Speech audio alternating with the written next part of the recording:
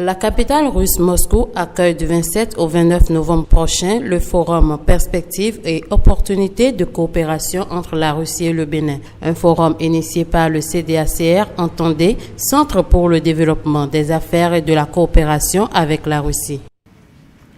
Rapidement, je dois remercier aussi monsieur le maire de la commune de Dabo-Mekalavi, nos sœurs Aounou, pour tout ce qu'ils font pour accompagner l'initiative de booster les relations entre notre cher beau pays, le Bénin, et la Fédération de Russie. Il faut noter que la Russie développe des affaires avec différents pays africains. Le maire vient de donner certains chiffres, mais je dois souligner que parmi tous ces pays africains, nous continuons toujours pas tenir la dentelle rouge, comme on le dit. Donc, moi, en tant que citoyen béninois vivant en Russie, on a jugé bien de créer cette plateforme ensemble avec nos sœurs Aounou de encadrement design, d'organiser ensemble une mission commerciale du Bénin en Fédération de Russie. Le but de cette mission commerciale, c'est de révéler le Bénin, le potentiel que nous avons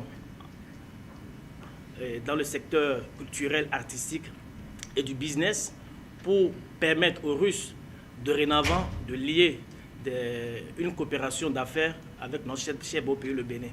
Donc, nos portes sont ouvertes à tous citoyens béninois qui veulent aller en Russie, non seulement pour aller faire des affaires, mais aussi pour aller étudier. La Russie octroie aujourd'hui 60 bourses chaque année à l'État béninois.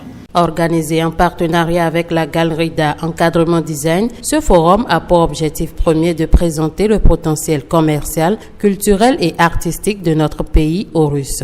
Je n'apprendrai à personne ici qu'un pays ne se développe pas, sans sa culture. Il est important qu'au-delà de nos frontières, qu'au-delà du Bénin, nous puissions aussi révéler nos artistes, révéler notre culture béninoise. Je suis très heureuse, Léa et moi sommes très heureuses aujourd'hui de pouvoir, au travers de notre structure Encadrement Design, porter notre culture, porter nos artistes et montrer qu'il est possible de faire du business et également de renforcer le climat des affaires au travers également de la partie artistique et culturelle. Il est très important aujourd'hui que les deux soient associés et c'est la partition que nous entendons jouer aujourd'hui et vous présenter en tout cas du mieux que l'on peut et avec beaucoup de fierté nos artistes béninois. Le Bénin regorge d'artistes talentueux pour lesquels nous, depuis plus de 30 ans, nous nous attachons donc à promouvoir, à révéler, à exposer au sein de notre galerie. Nous organisons des expositions, des manifestations artistiques qui permettent à ces artistes d'avoir un cadre, un lieu d'expression. Donc, dans notre quête de révéler ces artistes toujours plus loin, nous avons vu au travers donc, du centre l'opportunité de révéler ces artistes au-delà de nos frontières et d'aller dans des pays pour lesquels on n'aurait pas forcément l'idée première d'aller. Nous nous sommes rendus, ma sœur et moi, grâce à monsieur Odoulami, en Russie, pour voir ce que la Russie avait à offrir en termes de cadre et de structure artistique. Et on s'est rendu compte à Moscou qu'on avait une ville complètement, je dirais, artistique et belle, construite. Chaque endroit, chaque lieu, que ce soit en extérieur ou en intérieur, est une œuvre artistique. Vous allez dans le métro, vous allez dans des bâtiments privés, vous allez dans des bâtiments de l'État, tout est beau, rien n'est laissé au hasard. Et tout naturellement, nous nous sommes dit que nos artistes avaient leur place aussi, avaient leur place. Le président Vladimir Poutine tend aujourd'hui une main à l'Afrique et au travers du Bénin, nous avons, notre partition, notre rôle à jouer. Donc nous avons choisi des artistes, ceux avec qui nous travaillons, pour lesquels nous avons exposé autour de nous les œuvres de ces artistes.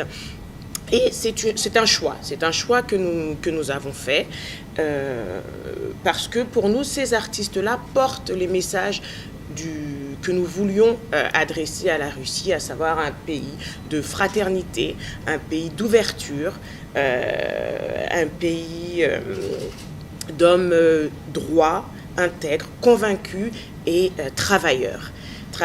Donc aujourd'hui, ce sont 2 artistes qui nous accompagneront en Russie et que nous montrerons. Et bien sûr, ça ouvrira la porte à de nouveaux... à d'autres opportunités, toujours dans le cadre artistique et culturel, et au travers de cela, voir ce que la culture peut apporter aussi en termes de business, en termes d'opportunités, puisque tout part, comme ma sœur l'a dit, d'un développement culturel. S'approprier sa culture, c'est aussi savoir comment commercer, comment s'adresser avec les autres. Une initiative qui connaît le soutien de l'ambassade russe au Bénin et particulièrement de l'autorité communale d'Abomey-Calavi. Sans oublier qu'elle entre en phase avec la main tendue du président russe Vladimir Poutine aux nations africaines. C'est 20 milliards 7 de chiffres entre les échanges Russie-Afrique. Nous devons nous demander quelle est notre part. Qu'avons-nous fait pour ne pas également être dans ce grand ensemble aujourd'hui qui booste le monde? Nous étions à Sochi. Le président Poutine lui-même a dit ceci. Dans les échanges intra-mondiaux, les chiffres parlent. On taxe la Russie de pays qu'exportateur d'armes. Ce n'est pas vrai. Sur une quarantaine de milliards d'échanges, tenez-vous bien, 15 milliards de dollars pour les armes et 25 milliards de dollars pour les autres services et tout.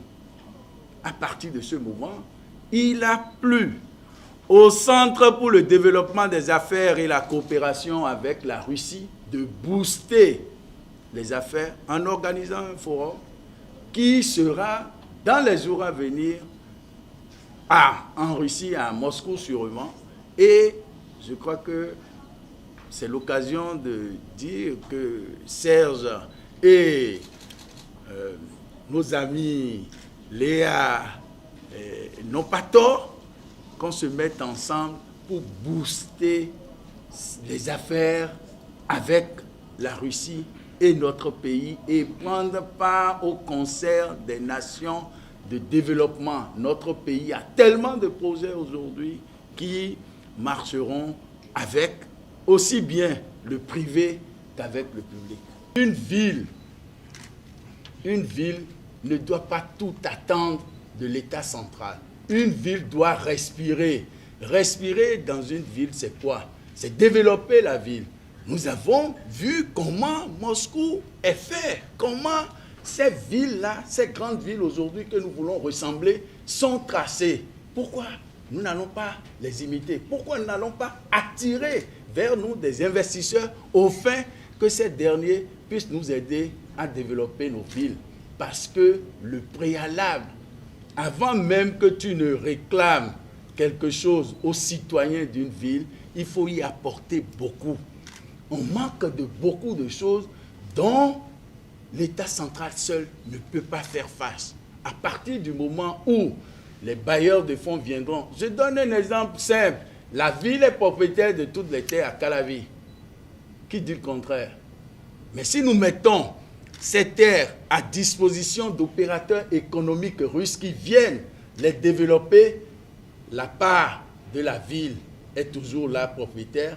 Et puis, ça peut générer de l'argent qui rentre dans les caisses de la ville et qui permettent à la ville d'être autonome et de pouvoir s'autogérer. Des rencontres B2B et une exposition dénommée Bénin Lumière sont entre autres les activités qui vont meubler ce forum. Pour rappel, le CDACR est un espace qui facilite l'intégration des Africains en Russie à travers l'apprentissage de la langue russe ainsi que plusieurs initiatives reliant le pays au continent africain.